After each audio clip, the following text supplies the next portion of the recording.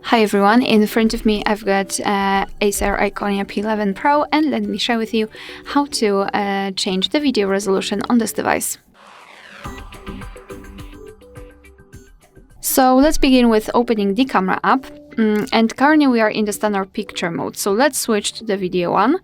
Now all we have to do is to enter the settings. Let me quickly change the position of the tablet, so now it should be on the left upper corner. So let's tap on it, and here we've got the video quality, so let's tap. In this device we've got 4 different options, so 2K, FHD, HD and VGA.